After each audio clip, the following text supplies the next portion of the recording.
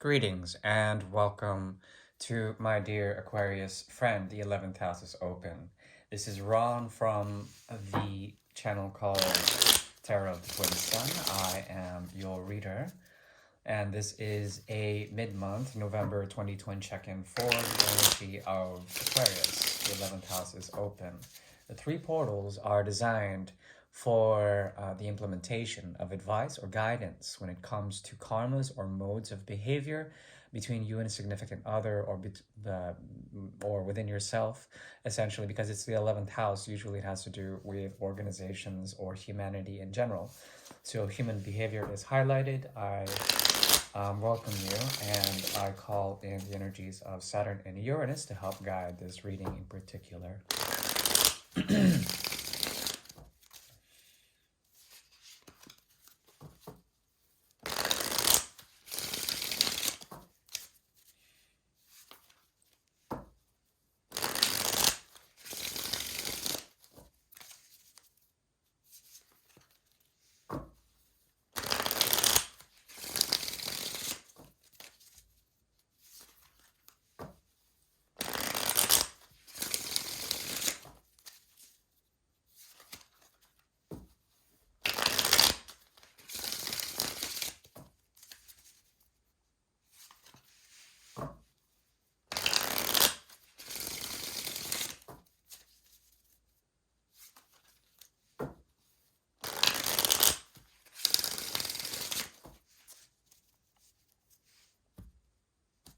The first portal is now open.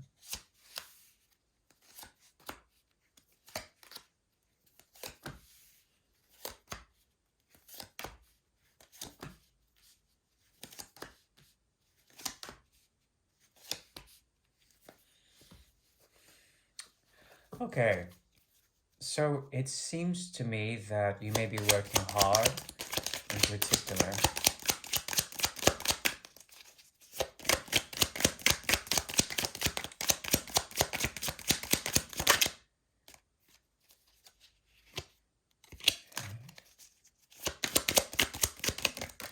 Okay. Okay, so it seems to me that you are in the limelight. There's something about what you're doing and the structures that you work with, that you implement in your life, that have to do with bringing the sheen or the final sort of finish to certain projects. There is a possibility to rise into a form of glory, and not only that, to move further. And these are all creative potentials that you're working with. That's the beauty of Aquarius. It's that which brings water. The Knight of Cups showed up earlier. There's something about the movement or the dexterity that you exhibit, and this becomes very attractive towards others. There seems to be a lot of hard work, and the idealization of work is coming into focus here. Now, um, it varies though. In the past, there is essentially some sort of revisitation, and this revisitation has to do with memories or things that are left behind, that are more of an emotional level.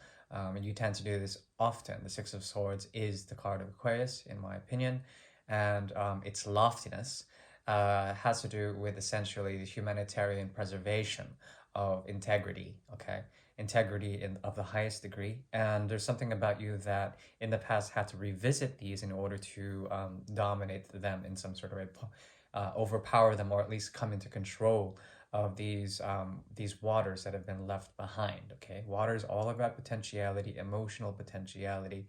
And because Aquarius is the water bringer, there is something about the crack within the urn of the water bringer that is indicative of the release of emotional content. Okay, these emotions have crystallized in a certain way, and you're revisiting them, and in a type of adoration, but also in a type of empowerment. You are possessing these emotions once again. This is the past, of course. What crowns the past has to do with a sense of tension, or perhaps a sense of disbelief when it comes to the type of power dynamics that have to do with how these emotional currents were or overflowing in some sort of way. It's as if you avoided a great calamity when it comes to emotional content in the past. But now back then, you very recently you've analyzed these and you have somewhat repossessed them in some sort of way. This repossession is also a very humbling experience. You are coming from a place of really taking method and placing hard work into what you have offered at one point, and now realizing that there was some sort of energetic content within these memories or these emotional transactions with others. Okay, if you were dealing with someone in the past, they have the complexion of not only Aries but that of Capricorn. Okay, excuse me. Take off my face mask. Which is an interesting dynamic. These people are usually very much guided by Saturn and are empowered in some sort of way. But now they may be returning to some form of emotional sort of transference and emotional undertones that you have maybe sending them in some sort of way. But now they're also dealing with the comeuppance, the sort of the revisitations, the ghosts of past events. Okay, that's a lot of what happens with the energy of Samhain and the energy of Scorpio with the gateway of Mercury retrograde in Scorpio. There was a lot that had to do with the revisitation and the transformation of old emotional content that may have been discarded at one point. Now, currently, there is essentially the energy of the King of Rods that crowns you, and not only that, the Empress. So there's a shift here, a shift that is quite androgynous, has to do with the Emperor to the Empress. And there certainly is some sort of harmonious vision between the past and the present. These are connected, and the energy is shifting to that more of the divine feminine as opposed to divine masculine here. Um, and this is that's the trick, isn't it? There's a conversion of energy, and it moves from more of the fire element or the earth element to the air and water element here, or the air and potentially earth. What I'm seeing here is a shift to Venusian aspects that are tempered. And you are understanding more and coming into power more of how you are being receptive of things. Okay, so there's a stasis here that underscores your current state of affairs that has to do with empowerment, coming into power, bringing in that which you want to bring into your life. But at the same time, there's the energy of Aquarius and there's the energy of Saturn, Uranus, and Venus here, sort of percolating and bubbling up and creating this sense of heat for you. Okay, this has to do with the expansion of deep philosophical core ideas that have to do with emotional reception of bringing in that which you receive, but that which you don't really want either. And that's the trick, isn't it? Because what underscores all of this is the energy of negotiating what really contains the potentiality of your core existence here. What is the human experience? And how does love play out in a certain way? There is the element of Aquarius, which has to do with unconditionality and forms of love that are very unconditional, very forward thinking. Okay, it's spiritual love. It's love for the universal mankind. You treat everyone as equals. Okay, and that is what it is right now. A feeling that you are in stasis, a feeling that you have to receive, and this is what you want. Okay, but there still is some sort of trying to understand that expectations can be very much debilitating in some sort of way, at least for this portal. Now, in the near future, there is more rising into power. Both your cards of the Hanged Man as well as the Star has come to bridge the gateway, and what crowns you now is essentially the overcast of the influence of celestial events or celestial luminaries, okay? And now there is some sort of release of anything. This is typical Aquarian behavior, in my opinion. Some sort of distant release in the past, revisiting crystallizations of emotional content or crystallizations of emotions from the past. not really reaching out and then thinking about it, and then all of a sudden you have something that you let go of. This talks to me about great revolution, great change. The 12th house is here, as well as the ability to let go of anything that does not serve your emotional standards, which are you have emotions. They are quite deep, but they are also quite universal. That is the great lesson of unconditional love through the energy of Pisces. But that's the thing. Pisces is learning through the 11th house, the sort of deep spiritual ending of it all that has to do with treating everyone as equal and no longer some sort of romantic idealization of emotional content. Okay? However, there is some sort of reversal here. Uranus is here, the Wheel of Fortune is here, 10, 10, the 11 is here, okay? So some super intense stuff has to do with letting go of emotions, but then this being a very sad thing and it actually kind of messes you up in the head. Letting go of potentialities of what makes the human condition, and that's the secret of Aquarius. It's the extraterrestrial of the zodiac, and they are not beholden to human constraint. Okay, human limitations or limitations put on the human experience. They are beyond that. But as you do this, there is a sense of humbling, or at least a sense of heartache, when it comes to the release or the purgation of anything that has been holding you back in terms of your evolutionary progress. Okay, very intense, but typical.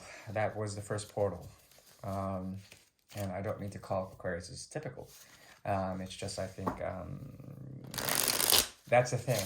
Most Aquariuses probably know and have thought enough in their higher IQ, their higher intelligence, their eccentricity is the mad genius behind Aquarius, is that they actually know some of these conditions, but they are not. They actually are still part of the human condition. And the fact that most Aquariuses that I know of, or that can be listed in history, are essentially fighting against the structure. They are rebel with a cause because they actually fight against the system. Like say you are somewhat devout studier, or you understand the occult, for example. There still is some, like even the occult is still based on the limitations of structures of society, and the fact that you are going against that, against society by studying, say, an esoteric art form, does not exclude you, and it actually reinforces by creating a polarity against structures, making your eccentric or your unique behavior not so unique after all. You are still constituted by the polar opposite. That's what I'm trying to say. Yeah, so I ask for your honesty. Please like if you like, dislike if you dislike, subscribe to or unsubscribe if you like. The second portal is now open.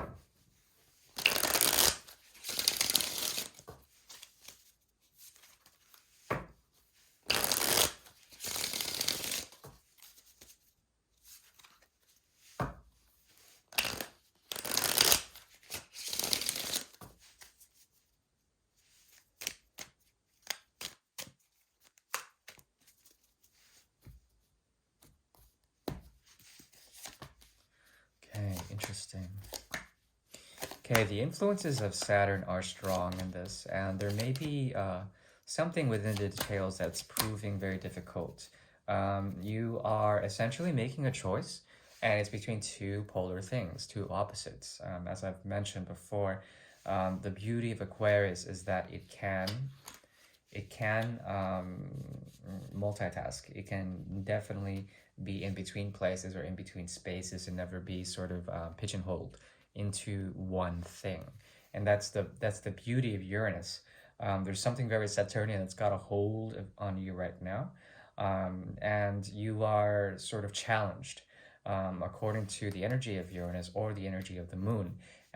These are very unstable planets. Okay, Uranus is completely flipped on its side, Wheel of Fortune, and the moon is constantly waxing and waning. It's not very dependable. If you think of Romeo and Juliet, do not swear on the moon, for it is forever inconstant, right? Meaning that the light that reflects constantly waxes or wanes, right? So there's never full sort of disclosure when it comes to the aspects of enlightenment or the aspects of really coming into a knowing of things. Okay, there's some sort of vice grip here, and it has you in some sort of power play, and there's a lot of power within the structures that be within the crystallization of Capricornian or Capricorn, your Saturnian sort of foundations. Okay, and these are very heavy. This could do with work. It could also do with structures or relationships that you may be dealing with. There's an element here that talks about restraint and also limitation. But from this, there is a sense of power. It depends on whether or not you're on the upper echelon of the pyramid, okay? But there is something here that has to do with shifting on one end, also potentialities on the other, okay? So it's kind of like you're being, it's a trifecta here of major arcana that's here. It's very intense. And then also the sun is below it.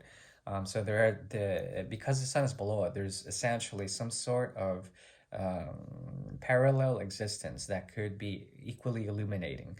The twin sun is here, and also the ability to come into some sort of great happiness here by structuring things that have to do with a choice or a challenge between the unstable. Both are very unstable. The moon's energy is very unstable. Here we have the chariot as well, the wheel of fortune, very unstable. Things shift. There's a lot of shifting going on, but you are becoming a rock, or at least becoming very empowered to be a conduit for potential structures that can last for a long time. Okay, because of this, there is a feeling of reform around the energy of lack, or perhaps the energy of necessary patience. Okay, one or the other. And it's very important for you to really sort of understand some of the isolated and perhaps slow moving things that come into the creation of such things, okay? Because the devil card is here, there is a possibility also for Luciferian insights, knowledge that comes into being. And not only that, you can create structures and idealize certain things and come up with new beginnings, or have secret hands in multiple projects. I see here the key signature of the master builder. Um, think the Earth Cardinal Cross. That's the master builder. Cardinal Cross is that would be Taurus, Capricorn, and Virgo, and essentially this energy has to do with the revolution or the creation of certain things that have to do with essentially bringing in forms of light, structures of light, as well as structures of goodness when it comes to humanitarian things. Okay, so what I'm seeing here is primarily a path of pentacles, but also a path of healing in some sort of way, healing and waiting, and being very patient. Temperance is required to find a sense of what it is you're trying to do. I think both of these paths are available to you. Creating structures, being very conservative on one end, the other end being more alchemic, okay, making things more changeable through patience and through potentiality of energies. It really depends on you if you want. There is something very unstable about the structures you are creating, and a feeling of lack in general when it comes to the path of career. However, there is a possibility for Uranus to bring you and bless you with very deep insight that has to do with chaos, random change, and secret second hands that you may be in control of. Okay, so you can put one of these paths in secondary burn, put it on the back burner, and the other one that you focus on is something that you will idealize heavily, either to create structures that will help you on your stability, your materialization, the real world, versus the path of patience and the path of jurisprudence. Okay, trying to find some sort of creative way, as opposed to letting as opposed to letting Uranus take over and create chaos, and then from this chaos, the structures that you're creating essentially take form. Okay, it's through some sort of reduction.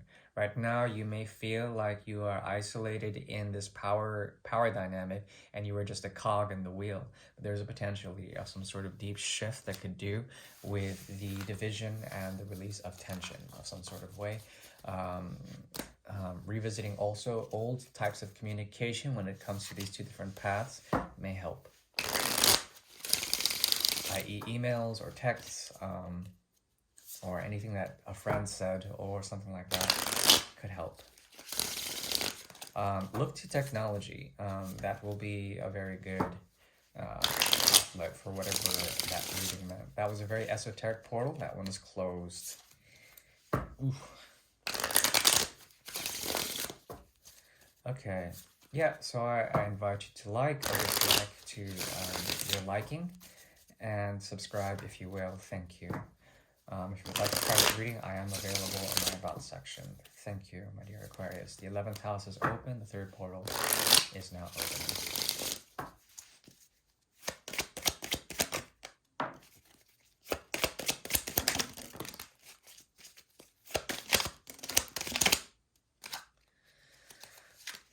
Okay, this has to do with